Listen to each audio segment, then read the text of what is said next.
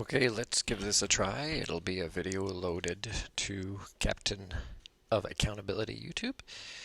I will change windows and see if I can still read what I want to read. So this week I received a good morning, sir, regarding your file versus CISSSO. It is the end of the third week of September, and you will receive a convocation.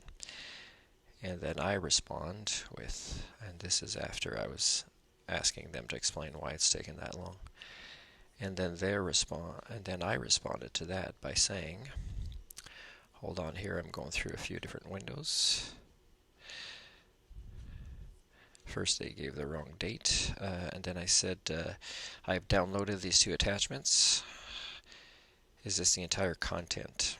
And I did not look at it, but it's pretty small content. It's just one page each in English and one in French.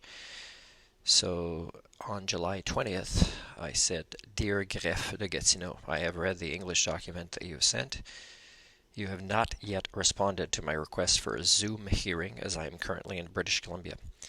You present situations that I cannot succeed at due to the defendant being evasive about various issues, but also that would be near impossible for a plaintiff that is without substantial financial wealth to achieve, which I am not.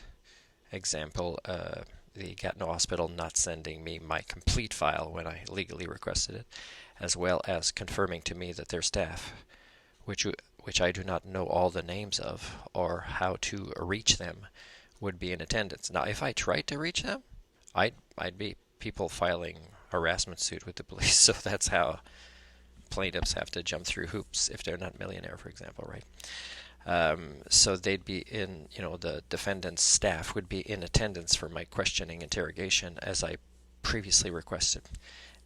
So nobody's been responding to this since I've been saying that's the way the case is going to go, and you accepted my payment for this small claims court. Again, your way of doing things, such as giving preferential treatment to the defendant, which I have already requested explanations for, seems quite apparent. Why was the defendant, CISSSO, given the chance to reply to my claim after their deadline, and while not providing justification to do so, and with just one sentence of a questionably professional nature? I seek a fair and transparent public venue regarding how I was treated.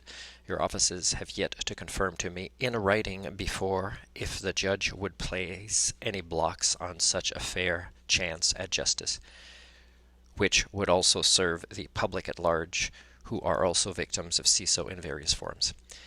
In my legal case, should the Greffe de Gatineau even allow me to give it, I would question every staff that I interacted with during those 2 days at the Gatineau Hospital in front of the judge and in front of the media.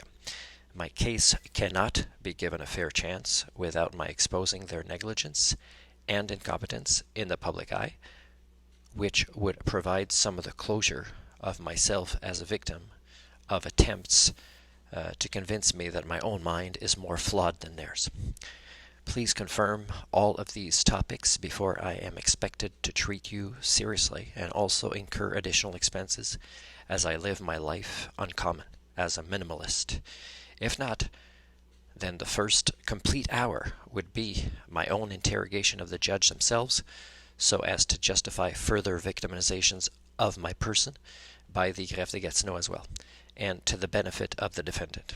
In essence, I state again, the judge already needs to provide me with answers, and 30 days before my case is not early enough for me to know if I'm dealing with a kangaroo court that in reality seeks to steal more money from me in unfair ways, as my being both the plaintiff and also a self-described non-capitalist who does not seek to gamble my life on such games of bureaucratic nonsense. I await a judge's response in this matter ASAP. Is it a coincidence that my case finally arrives in your court as airlines keep canceling flights? Sincerely, Martin Parizeau. Hello, Mr. Please, can you give us le number of your file? Thanks. Julien Siamet. So this is almost seemed like a phishing email, but it matches the the emails that I've been interacting with. Hello, Julien. And his came on the 20th as well. It should be included in the attachments that your employer has already sent me. I guess no, right?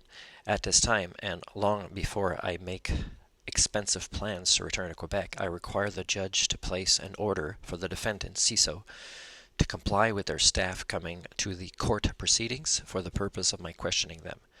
They do not all have to be there on the first day, but they should be present in the order of my interrogations, with them starting with the emergency room staff, both those that interacted with me directly and those that were also making choices in the background, and even including those that escorted me from one place to the other, as their feedback to me at the time is quite beneficial to my own case.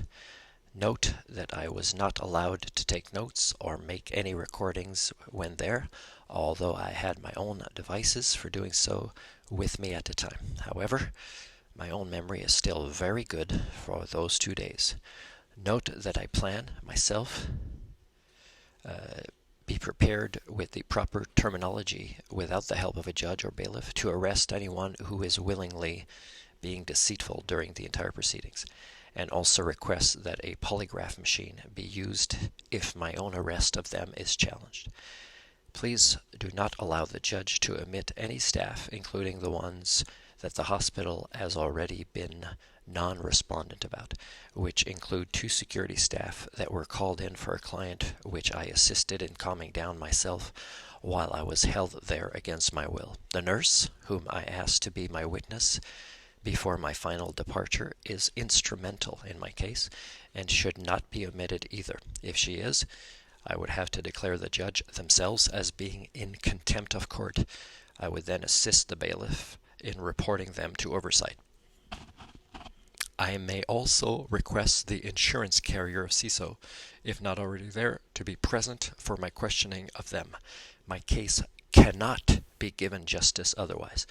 Finally, I may be speaking with relatives next week for the sake of securing accommodations while I'm there, and I would need to arrive weeks early in order to prepare for this court case. So I may, next week, request a delay for a month or 2 for the sake of avoiding the additional cost of staying in a hotel for the weeks that I will be there. If there are forms for these crucial requirements to my case, which I still seek confirmation about, then please email them to me at your earliest convenience. Now, a lot of these topics of what I would do, they have been informed about. So if they say, oh, you should have filled out this form by this deadline, then I can retrace again, like Greffe de Gatineau, not doing their due diligence of my interactions with them, which they probably hate that I'm interacting with them by email. So did the Nanaimo courts that has successfully thus far blocked and refused to email me information which they keep sending illegally to an address where I cannot and will not ever retrieve the mail.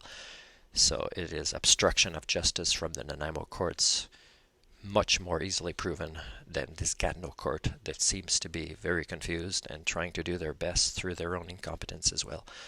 So we'll see what happens very soon, and it looks like the recording has worked.